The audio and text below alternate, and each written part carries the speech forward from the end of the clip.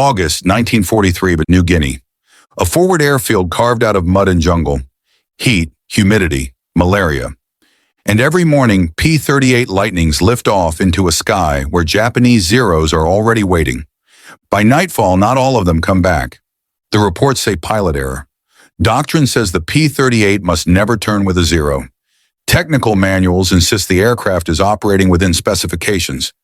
But inside the metal skin of the P-38, there is a detail few people notice. Just 3/8 of an inch of slack in the control cables.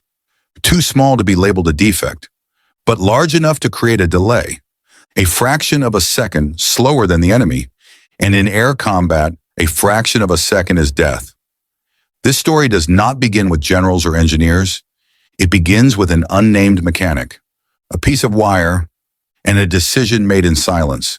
A decision that changed how the P-38 fought and forced the Zero to lose its most reliable advantage over the Pacific. By August of 1943, the air war over New Guinea had entered a different phase. Not with announcements, not with declarations of victory, but with a quiet pattern that became impossible to ignore. P-38 Lightnings were still taking off every morning, but fewer pilots were coming back at night. On paper, the P-38 was everything the United States Army Air Forces wanted. Twin engines, long range, heavy, nose-mounted firepower, high speed, excellent performance at altitude. It was designed to dominate the sky. But wars are not fought on paper. In the Southwest Pacific, air combat rarely happened under ideal conditions. Not at carefully chosen altitudes, not with time to build energy and separation. Fights began low, fast, over jungle, mountains, and open water. And in that environment, a lighter, simpler aircraft often held the advantage. The Mitsubishi A6M Zero. Throughout 1942 and the first half of 1943, the Zero was not the fastest fighter in the sky. It was not the most heavily armed, but it had something American pilots feared above all else: instant response. When airspeed dropped and engagements tightened, the Zero could rotate faster, reverse sooner, and react immediately to control input. In those moments, power and firepower mattered less than timing. American doctrine understood this. Training manuals were explicit. Briefings repeated the warning again and again. Never turn with a Zero. Never enter a sustained turning fight. Use speed. Use altitude. Strike once and disengage. The doctrine was sound. The problem was that combat rarely followed doctrine. New Guinea was not Europe. It was not North Africa. And it was nothing like the wide, open airspace envisioned by pre-war planners. The terrain forced combat lower. Weather shifted constantly. Cloud layers broke formations apart. Pilots often encountered the enemy before they were ready. In these conditions, the P-38 rarely fought where it was strongest.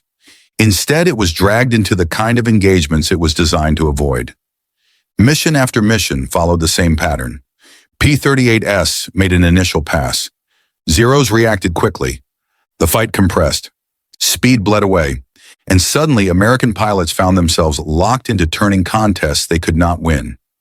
In those moments, training stopped mattering. What mattered was how fast the aircraft responded to the pilot's hands. From a technical standpoint, nothing appeared wrong. Maintenance reports showed no major failures. Control surfaces operated correctly. Cable tensions were within approved limits. Inspection checklists were satisfied. The aircraft was airworthy. That conclusion appeared again and again in official paperwork.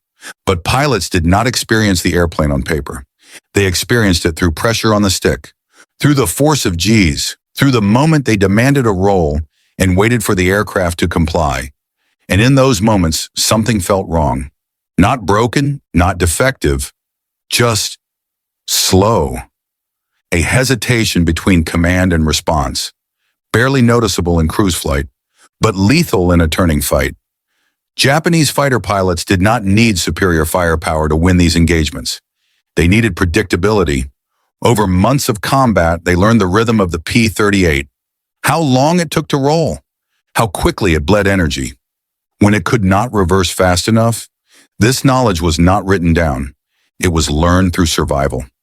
Zero pilots waited for the moment the P-38 began to roll, then reversed direction, cutting inside the American fighter's turning circle. Time was their weapon, and time was created by something almost invisible. The P-38 used a cable-driven control system. No hydraulics, no boost. Steel cables ran through the fuselage in twin booms, passing over pulleys, changing direction multiple times before reaching the control surfaces. In theory, the system was precise. In practice, wear, temperature, vibration, and length created slack. That slack was allowed, approved, documented, measured, approximately 3/8 of an inch. To engineers, it was tolerance. To pilots, it was mushy controls. Not enough to ground the aircraft, but enough to introduce delay. A delay that gave Zero pilots exactly what they needed.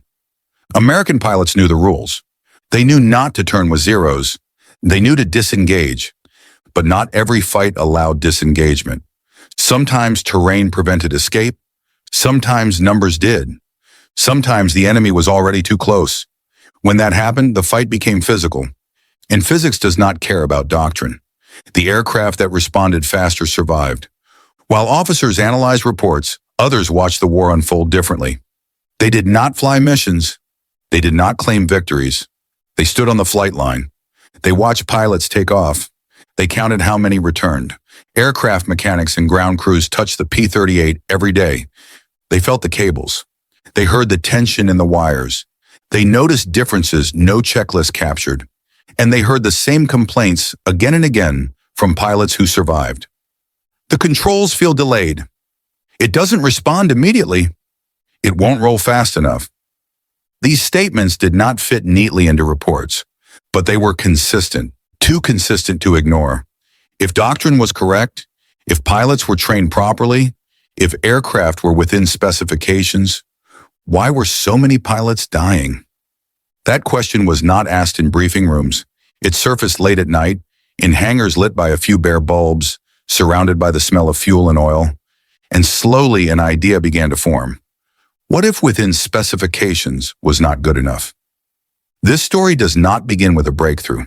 It begins with doubt, with the realization that the difference between life and death might not be skill, courage, or doctrine. It might be time, a fraction of a second, and a tolerance that no longer made sense in combat. Wars rarely change direction in a single dramatic moment. More often, they shift quietly, without announcements. In mid-August 1943 at WW2, there was no new campaign, no fresh doctrine, no official change in how American fighters were meant to fight. But something had begun to change. At first, no one noticed. A P-38 landed after a mission. No fire damage. No missing panels. The pilot climbed out alive. That was not unusual. Then another one returned, and another. Pilots began describing the same thing in different words. The aircraft responds faster. The controls feel sharper. When I pull, it moves immediately. No one claimed the aircraft had been redesigned. No report mentioned a modification. It was only a feeling. And in war, feelings are often dismissed. Every morning, ground crews watched pilots take off. Every afternoon, they waited to see who came back. Some names began appearing more often. Some bunks stayed filled. No one wrote this down at first, but the men on the flight line noticed. Certain P-38s were escaping situations that, weeks earlier, would almost certainly have ended in a loss. Violent reversals near the deck, hard rolls at the edge of control, moments when a Zero usually slipped inside the turn. Now that outcome was no longer guaranteed. The change was not discovered in briefings, it was felt under the wings. Ground crews began comparing aircraft, not with drawings, not with manuals, with their hands. When they pulled on the control cables of certain P-38s, the sensation was different. Tighter, more direct, less slack. Not enough to fail an inspection, but enough to feel. Experience, not paperwork, made the difference. There was no order, no approval, no signature. What was happening existed outside the system. Some mechanics had begun doing something they knew they were not allowed to do, intervening directly in the control system, not to repair a failure, but to change how the aircraft responded. No major components replaced, no visible alterations, just the removal of delay, a procedure that took minutes, left almost no trace, and carried serious consequences if discovered, because they had already seen too much. They had watched pilots follow doctrine and still get shot down. They had read reports that blamed pilot error for losses they knew were not that simple. They had signed off aircraft as airworthy, then watched their pilots fail to return. For them, the line was no longer between regulation and violation. It was between survival and death. Zero pilots did not immediately understand what was happening. They used the same tactics. They waited for the P-38 to begin its role. They reversed at the moment they had learned to trust. This time, the timing was wrong. The P-38 responded slightly faster. Not enough to dominate, but enough to disrupt expectations. In air combat, losing timing means losing control. A Zero pilot who misjudged by half a second could become the target instead of the hunter. By late August 1943, combat reports contained unfamiliar language. Not conclusions, not accusations, just observations. P-38 maneuvered more aggressively than expected. Enemy reversal was met sooner. Timing of engagement altered. No one wrote that the Zero had lost its advantage, but no one was certain it still held it. The turning point of this story was not a famous dogfight. It was not a celebrated victory. It was a change in survival rates, fewer aircraft lost, fewer pilots killed, more men returning. And this happened before any official design change was approved. There was no announcement, only whispers. Pilots asked mechanics, "Has this one been adjusted?" Mechanics answered with another question, "Do you want better odds?" No memos, no paperwork, just short conversations beneath aircraft wings, surrounded by insects and fuel fumes. And one by one, the turning point spread across the flight line. In theory, doctrine leads. In reality, war often forces change first. At Dobadura, in mid-1943, that was exactly what was happening. Not because of a major invention, but because of a very small change. Small enough to make Zero pilots uncertain, and uncertainty in combat is deadly. Hell in war is not always loud. Sometimes it is quiet. Hidden inside decisions no one records. Inside actions no one is authorized to take. Inside the knowledge that if something goes wrong, there will be no second chance. For pilots, hell was facing an enemy lining up a shot. For mechanics, hell was not knowing whether the aircraft they had just worked on might kill the man flying it. The changes being made to the P-38 had no guarantees, no long-term testing, no full stress analysis, no fatigue data measured in laboratories. Only a single assumption. If the aircraft responded faster, the pilot's chances of survival increased. That assumption was being tested in combat. Cable-driven control systems allow no margin for error. Too much tension, and pulleys could seize. Cables could fatigue and snap. Control surfaces could lock under load.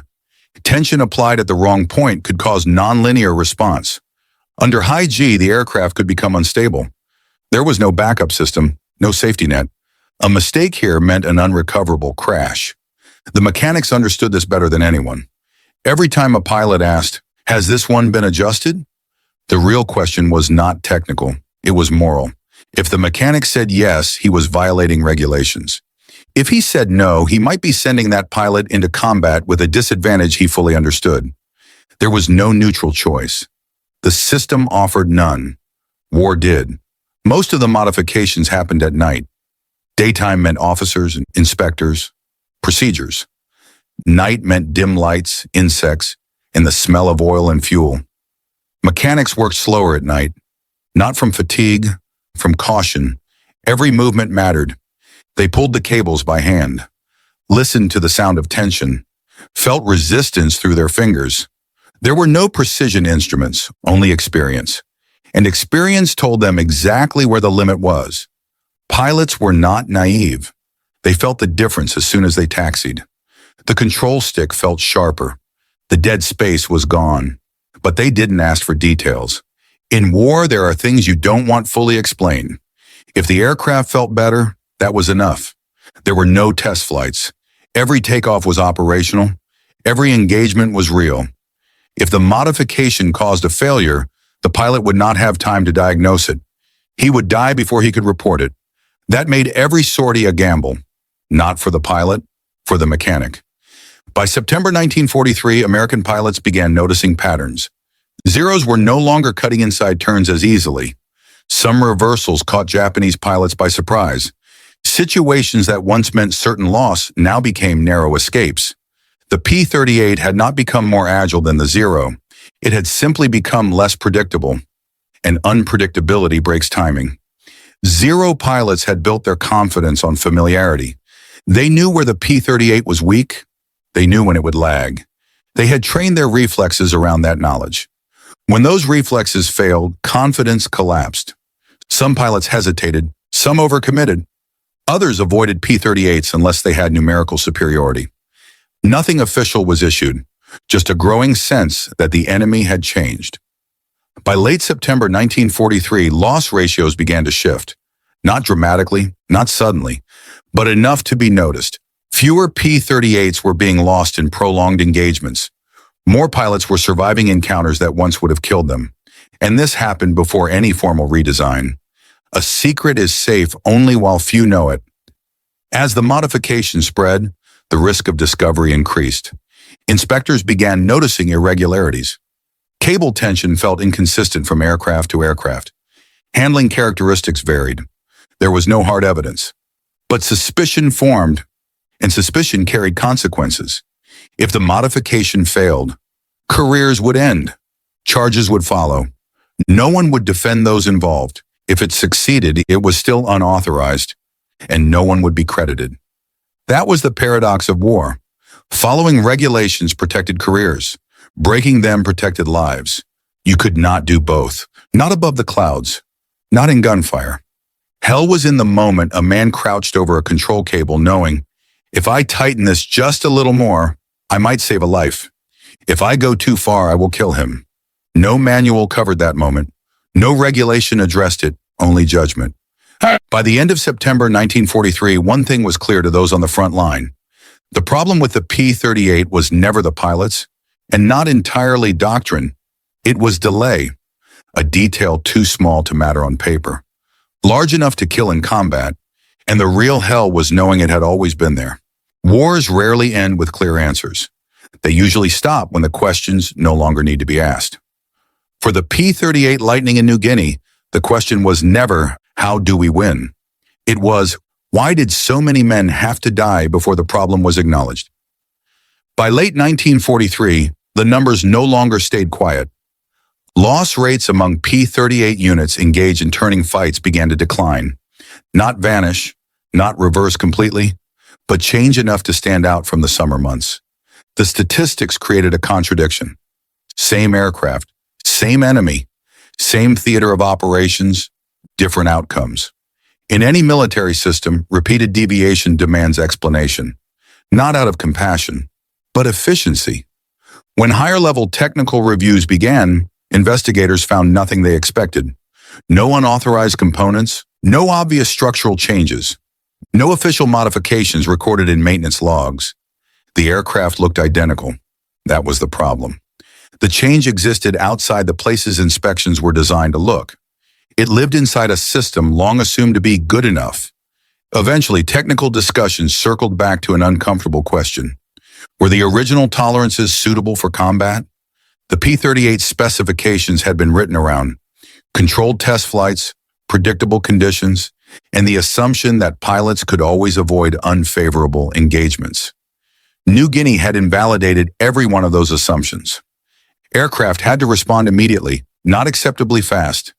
Immediately. There was no ceremony, no formal declaration. Acceptance arrived the way it often does in war, silently. Certain field changes were left in place. Certain tolerances quietly reconsidered. Certain questions no longer pursued. Not because someone officially approved them, but because no one could argue with the results. The men who benefited from these changes did not become famous. They simply lived long enough to keep flying. Some completed their tours. Some fought into 1944. Some returned home after the war. They did not know the technical details. They only knew their aircraft no longer hesitated at the worst possible moment. And that was enough. When later P-38 variants entered service, many of the earlier handling issues were reduced. Control response improved. Systems were refined. Tolerances tightened. No document stated, we were wrong before. Only one truth remained. The aircraft now matched the realities of combat. Those who forced change did not appear in victory reports. No medals, no citations, no formal acknowledgement. Military systems reward procedure, not quiet effectiveness. Results rarely come with signatures. This story is not about a wire. It is about the distance between what is considered acceptable and what is necessary to survive. In war, that distance is always paid for in lives. The P-38 never became a better turning fighter than the Zero. That was never true. What changed was response time, and response time decides who fires first. The Zero lost its edge not because it weakened, but because its opponent was no longer delayed. After the war, P-38s slowly disappeared from the sky. They were replaced, stored, scrapped. But the lesson they carried did not vanish. It followed every generation that came after. It became so fundamental that no one felt the need to mention it, because it reminds us that wars are not decided solely by commanders, doctrine, or advanced technology. They are also shaped by people who recognize reality before systems are ready to accept it. Not every wartime innovation is born in laboratories. Not every life-saving change is approved before it matters. Some exist only because someone refuses to accept that within specification is good enough. In New Guinea in 1943, that refusal kept pilots alive long enough to go home.